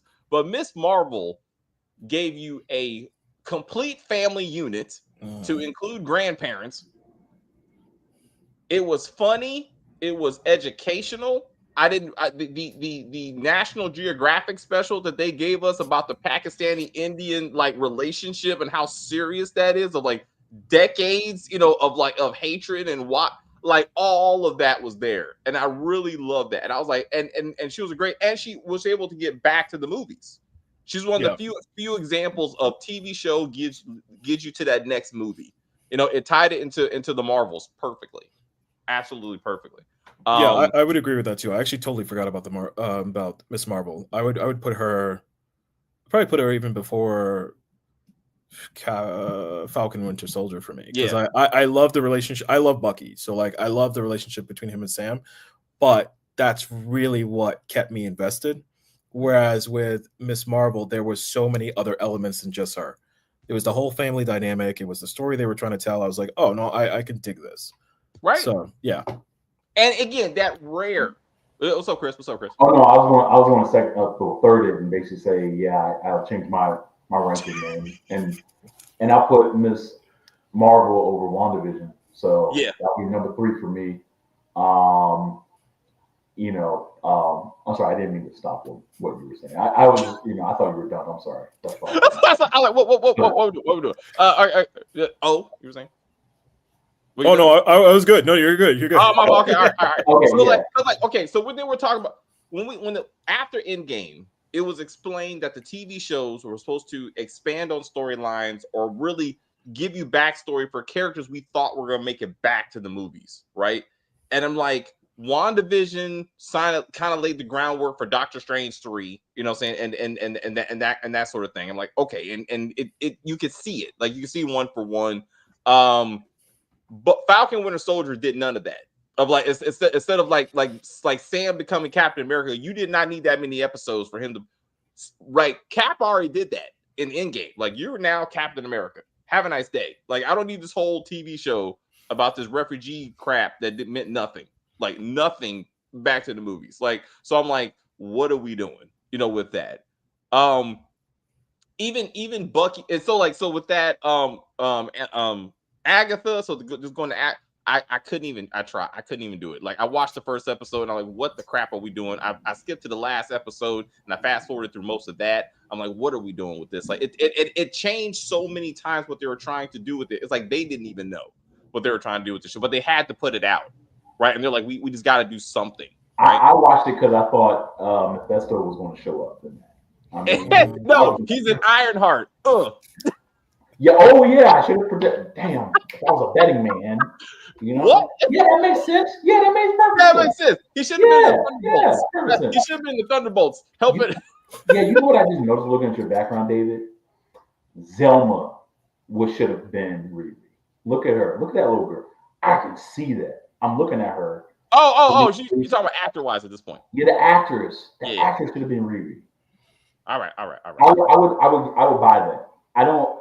The whole time I'm watching the show, I'm not sure if Riri is supposed to be 15, 20. Like, I don't know what age she's supposed to be. They never really say. I don't know if that's done on purpose. Well, no. You gotta do math. Because they said she went to MIT at an early age. 15, 15, but she didn't graduate, so we don't know how long she was there. 4 years. Math. She spent the last 4 years fucking up. That's what she said. You wasted 4. So she skipped all these other grades, like super fast. But MIT, she was kind of just. She was too busy slinging them grades. Like, how about you don't rob people? How about you just sling homework? Like, you could do that. Like, you could do. I mean, you were already doing it, so you can still make. Anyway, let's not go through all this. She's 19 years old. That's the answer. She's 19 years old. Her daddy got killed 5 years ago, but she spent the last 4 years in school. She's 19. Yeah. The reason why I bring that up too is I'm looking at Xavier. Xavier look like he damn near 35, bro. He's a grown ass man. The whole time I'm like looking, I'm like, they better not kiss. Like, yo, I'm suspect. I'm about to tell the cops if they kiss. And he I'm ain't gonna got tell no you, parents. I was like, is he grown? Like, I was confused. I was a little afraid they were gonna like share a romantic scene or something, and I was like, Oh, what's wait, up? no. I want to get back to stupid shit real quick. So this irritated the mess of it. I don't need unnecessary racism. I do not need it. Okay, but mom. So Riri's mama shows up to her door. She's 19. She's not 9, but shows up to her door. What's going on in there? Nothing, mom. You got a boyfriend in there? No, mom. You got a girlfriend in there?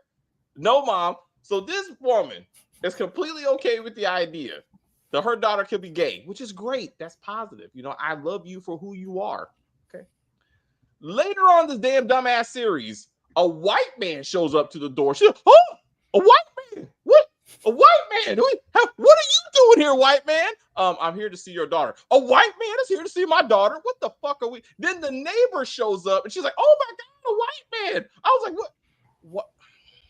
Why are we doing this?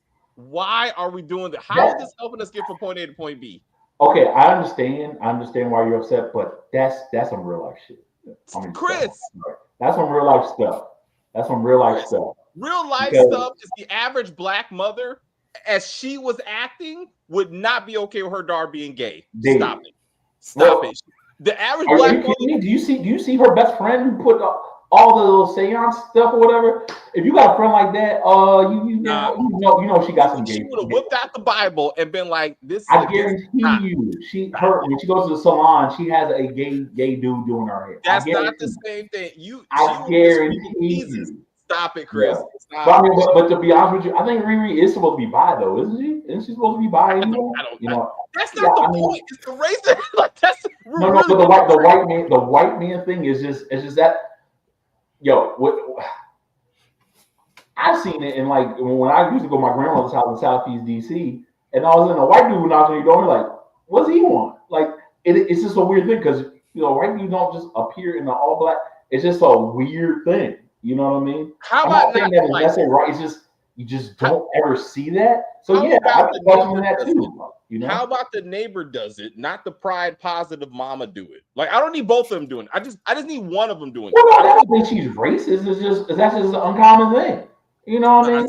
It's like just because, I think what hurts that line is like she also says he's middle aged, right? So you could have just said, "What is this middle-aged, sweaty white man doing here?" Because that alone is like, Riri, you're a kid. Like, what's this older guy doing here? So the fact that you put two on top of each other, and then like you're saying, it's like then you have the neighbor who was not subtle about it, right? Like this neighbor was like just staring at this fool, and he's like, "All right, okay, I get it." I mean, some things, I guess you have to just be like, look, that's the show. That's the message they want to convey in this community, I guess. I don't know. I hear what you're saying. Let's just put it that way. I hear what you're both saying because it is true to real life, especially if in that specific block or that part of the neighborhood of Chicago, you don't really have a lot of white people. And if that building doesn't have white people in it, which I guess is pretty offensive if that's the case, but if that building doesn't have any white people in it, then you're like, yeah, what's this white guy doing here? I guess, No, again, so but also true to stereotypes to be like, they didn't show you who killed Gary and Natalie, but you know who killed Gary and Natalie. Like I'm like, show me the black man under 30 that was doing the drive-by, and it's like, and let's deal with this. Let's deal with the fact that that's almost every day, if not every week. Like that's a terrible thing, but that's also reality. And it's like, let's deal with that. The biggest problem you have is not the white man showing up to the door, right? You know what I'm saying? Like it's the black people outside. Like that's who killed your best friend and your father. You know what I'm saying? But also, even with her speech when they were driving, and she was like, "You're literally born with Iron Man level privilege." I'm like, girl, you're the one that got a full ride to MIT and fucked that up. Last time I checked. I'm like, you're the one who had a dean who said, basically, I'm helping people who look like you get into this school. Like, I'm like, word? And then he's the one that becomes the slave.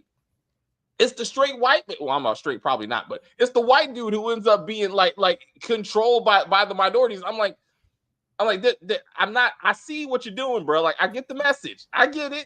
I get it, but I'm like, why are we? None of this is necessary. None of that. Kid, let's get to the tech shit, please. Like, also, there was no. I thought she was gonna be walking while black, and I'm so happy that didn't happen. I'm gonna tip my hat to them because I knew when she was walking through the suburban, therefore white neighborhood, Karen was gonna be like, oh my god, a Negro is here, and that didn't happen, and I was like, thank you. Can't get. The problem is the white guy across the street because he don't like you shitting on his yard. Like that was okay. I was like, thank you. Cause I did not need to see it. I saw Falcon and Winter Soldier. I got enough of it.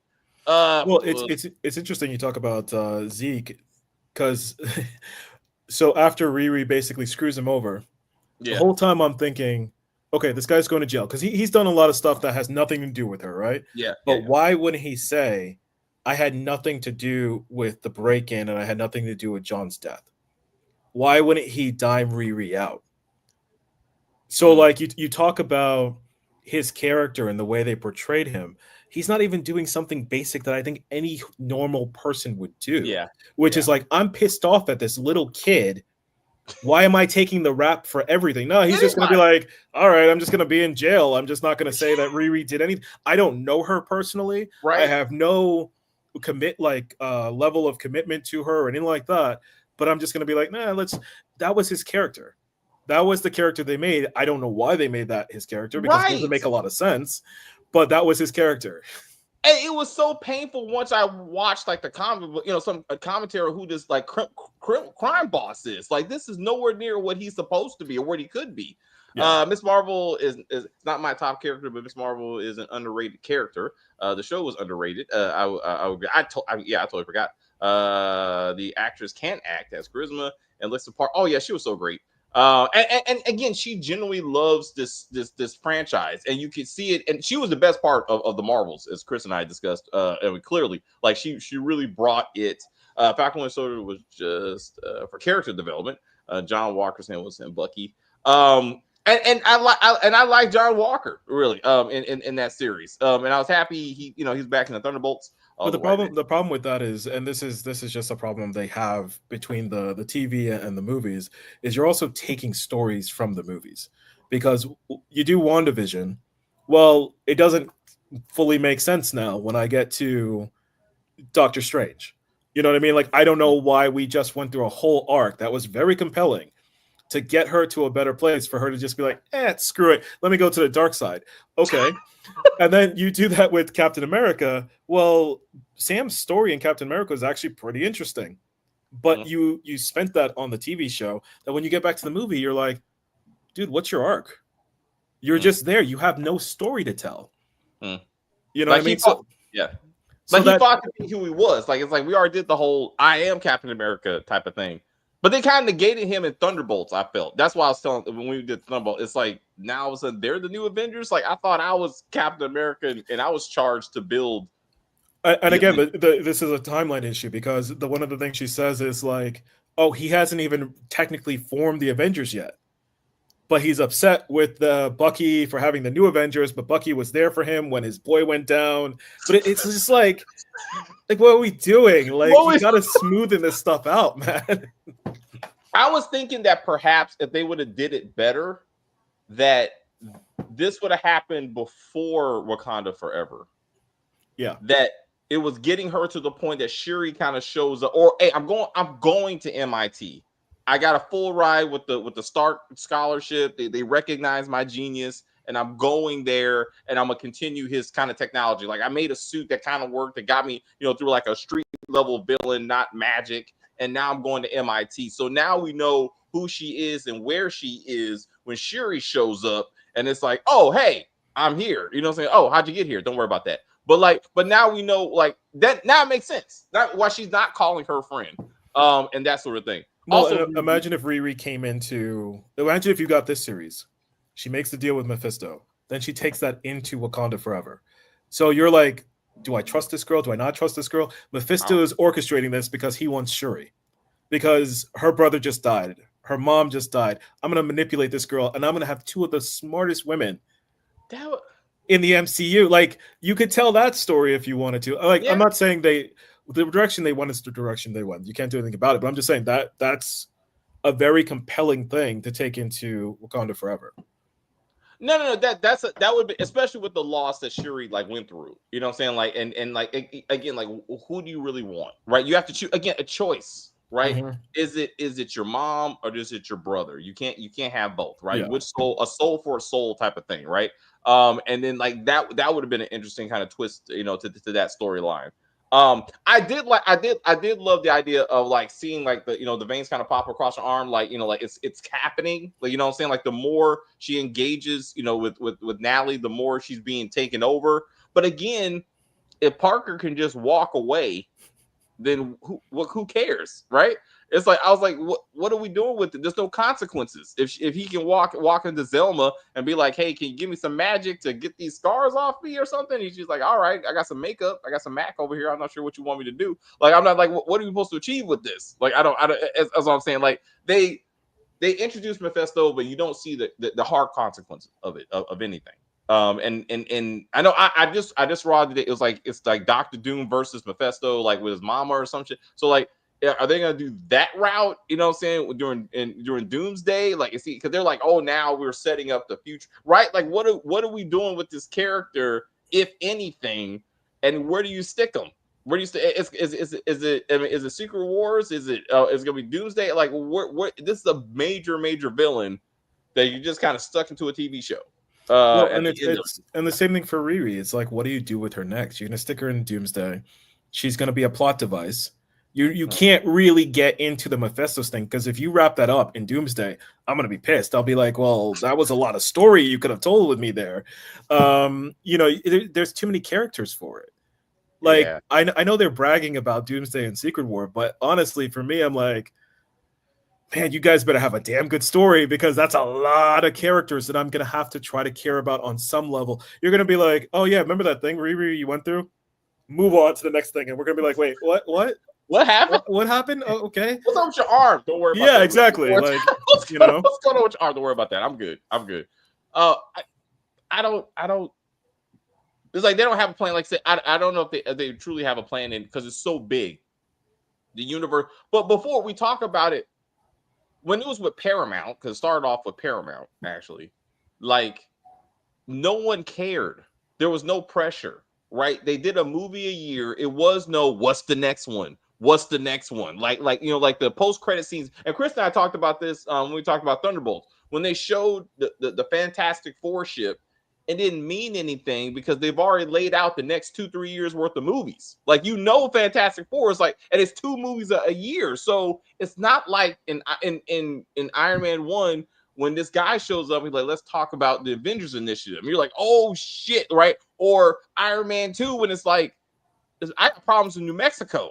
What do you got? A hammer just hit the ground. You're like, oh shit, Thor. Like it's a surprise, because Marvel doesn't have to lay out 3 or 4 movies to make people feel better. It's like, you just gotta wait and see. You just gotta wait and see. And they can't do that anymore. So they have to put out these big phases.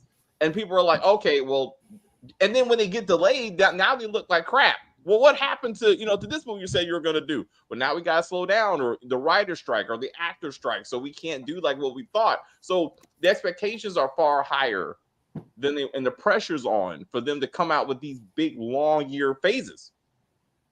So we know we can trust. Like, when is X-Men coming? Right? That's your next question. Like, I don't care how you gonna introduce the old X-Men. Are you making new X-Men? Like, what are you doing? Patrick Stewart is gonna die one day. He can't die on camera. Like, he has to. I was watching Star Trek again, and I thought about Leonard Nimoy. He had to die to stop playing Spock. Like it was like that, and even then they used his image. They're like, one more. Like, what they have to. That's a lot of pressure. That's a lot of pressure to keep these things, to keep the train moving. What do you do with that? What do you do from a writer perspective? Like, do you stop and be like, okay, we're starting from scratch again? well, and this is the problem they've run into, is the comic books. They're now officially in the comic book territory where there's too many stories, too much going on, too much to track. Eventually, we're going to reboot. Eventually, we're going to reboot. Eventually, we're going to reboot. So, why do I care? Why do I care about this character if you're going to reboot it in 5 years, 10 years? But I'm only going to see this character twice. Why am I going to do this and that? What they really should do is you do your street level story and you have your characters there, and then you have your more fantastical characters, and they never intersect with each other. I mean, look, the problem with the MCU in general, and I felt this. I mean, Winter Soldier, Captain America: Winter Soldier is my favorite MCU movie, but the problem with it, and I remember exactly when I felt this. I was in the theater. I'm watching the helicarrier go down, and I'm thinking, why isn't any other superhero showing up? I get that you didn't call them, but like this big helicarrier is coming out of the sky, right? And there's a lot of superheroes that could get there in time to help. That's the problem you're going to keep running into. It's going to get harder and harder to tell stories when I think the next person or the next, somebody else down the street can come and help me out. Once you introduce Fantastic Four, okay, so Peter is here, Fantastic Four is here. You got Hulk here. They're all, you know what I mean? It's like you got Daredevil here. I'm expecting people to show up. But you're starting to say, well, no, they're not going to show up here because they're busy or they're on this other world. No, we're not doing this because the next 5 stories are about this. It's like, it's going to get messy. It's going to get really messy. I think they're realizing that. Yeah. Yeah, and we got to wrap this up. I thought about that with like Tony's minimum should have showed up. All that was based on his arc reactor technology. You mean to tell me he wasn't like, you ain't crashing my ships? Like I can bring him down remotely. That's what you're not doing. These things cost a lot of money. Right. And it's like, and he was like, nah, I'm good. I got other things to do. What? Like I'm still making clean energy, which never turned out to be anything. After a while. All right, Chris. He's sleeping. All right, we do. I gotta wrap this up. Any final words for anything? Don't forget to like, comment, and subscribe. Bye, Chris, man. Thanks, Orion. All right. It's just you and me, man. What you got? No, once again, thank you for having me on the show. I really appreciate it. I would say this to anybody. Like, look, don't just go into a show already hating it. Watch it yourself, experience it. If you hate it afterward or you don't like whatever the case is, but like just enjoy it. I mean, that's the point of content. I get there's not a lot of time in the day, and you might be like, why waste my time? But at the same time, give it a chance. Again, like I said, it's not the greatest thing. I've seen people say it's the greatest thing ever. I'm like, I respect you, but okay. And I've seen people say it's absolute trash, and I'm like, okay. It's in the middle. It's in the middle there, you know. I think they could have done things better, but I think there's things that work. And I honestly do hope they continue forward because now the expectation's high, to your point. It's like you just dropped Mephisto. You can't just go Doctor Doom, Galactus, all these other guys and not come back to this fool. I'm like, no, let's get Mephisto back. Like, what's going on here? Especially if the idea of him is he's collecting souls. Like, I'm expecting him to pop up in other people's stuff. If they're going through some ish, I expect him to be like, hey, okay, I can help you out. I can help you out, right? Yeah. But I don't know. It's hard to get invested because I already know they're looking towards X-Men. Yeah. And what does that mean for all these other characters that you're setting up? Yeah. I don't know. And it's Wolverine. It's Hugh Jackman. How long can they ride him out? And my first part was always like, there's no way Patrick Stewart comes back. I'm like, why? Like these guys are they have to be damn near 90. They have to be. Yeah. And it's like Magneto, they need to sit down. Like Patrick Stewart always sits down, but like they really need to sit down. Like I thought they were at least gonna go with the second generation. That's why I thought, okay, we're gonna bring back those guys like Jay McAvoy and crew. Yeah, to be like, that's gonna be our new original origins, like our new, and then we build from that. At least you got another maybe 15, 20 years out of them. If that's what it takes that long just to come back to a character, right? Especially at this point. But the Hugh, bro, they're going. He should be up there with Robert Downey. He should be demanding Robert Downey level money. Yeah, if I was him. Well, and it's so interesting because they're going into Secret Wars, right? So if you know the comic, Secret Wars is when like the universes merge and people die and stuff like that. So imagine you just told me, hey, you're gonna get Patrick Stewart. oh snap, we're getting Patrick. But then he's gonna die in like 2 movies. Oh, okay, I guess. And I have to like care about this other guy. Like, you know what I mean? I look with Wolverine. I was fine with Deadpool and Wolverine. I was fine with that. But I thought that was the end. The fact that we're still doing this with Hugh Jackman, I'm like, come on, man, it's time to move on. Like, it's time to move on. Well, now that you're here, and I got through it. What did you think when you saw Robert Downey is going to be Doctor Doom? Like desperation. Yeah. I mean, look, and again, I understand it from a business perspective. You lost Kang, and you know, so you're just like, hey, I got to do something big to eclipse the negative. So what can I do? Let's bring back Robert Downey Jr. The problem with this, and a lot of people's like, oh, well, you know, after Endgame, we went back to year 1, you know, when they were setting up the team, the problem with that is I spent 10 years with this universe.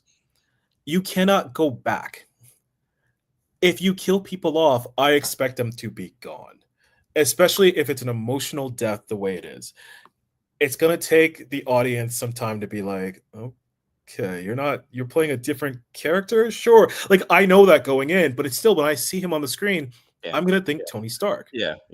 You're going to have to reconcile that for us. And I feel like that's Marvel's biggest mistake. They were like, oh, no, we could take this back to the beginning. We can explain that the Avengers aren't together, even though we never explain that the Avengers are not. So the Avengers, after Tony died, after you just had Thanos wipe out half the world, half the universe, right? They were just like, you know what? We should break up, guys. We shouldn't have a team anymore. Like, why are we talking about rebuilding them? There should have been some form of the Avengers going on that you're adding new members. Again, it just doesn't make a lot of sense when you look at it in a continuity kind of way. Yeah, I mean, if you got Valkyrie on Earth, like who the Earthbound heroes? Valkyrie hasn't been involved in anything. You have Celestial out. We talked about this off camera. And Vision has been flying around the Earth for like 6 years. Like, what's he doing? What is he doing? No one's seen him. Nothing. Yeah, like nothing. Like it's like you on Earth. You got Valkyrie, Bucky.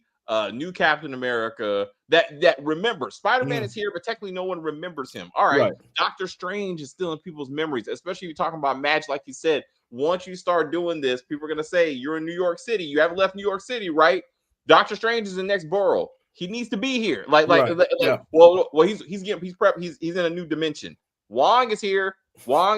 So I'm like, where are these people? You know what I'm saying? And then like I said, it just gets too chaotic. But anyway, gotta roll. Anything else that you want to do with us? We do have Fantastic Four coming. We got Superman coming. I would love to do both. No, I'm a big comic book guy. I mean, I always go and see the movies and the shows. So no, if you want to have me, I'm happy to be on. All right. So next week, so it comes out this weekend, right? Okay. Yeah, this week. So we're gonna be doing it next weekend. Probably let's just say Sunday. Let's say Sunday 4:00. That sounds good. I'd be consistent. Yeah, that sounds good to me. Thanks. So we'll see you Sunday. All right, man. Thanks again. All right, guys. Thank you much for hanging out with us. I gotta get to this new Tyler Perry show with Stacy and Kim. So I'm just gonna say goodbye. I will say thank you guys very much for hanging out with us. I see people watching, people in the chat. I enjoy The View. I don't know what the fuck I was watching. Rewatch this when we're done. Rewatch this. You'll see what we're talking about. You'll be like, oh shit. Hilarious. Absolutely hilarious. But go ahead. Oh shit. Stacey, do your thing. Fuck that shit. But anyway, please like and share and comment on the video and all that kinds of stuff. As they say, we're just gonna end this broadcast and say bye.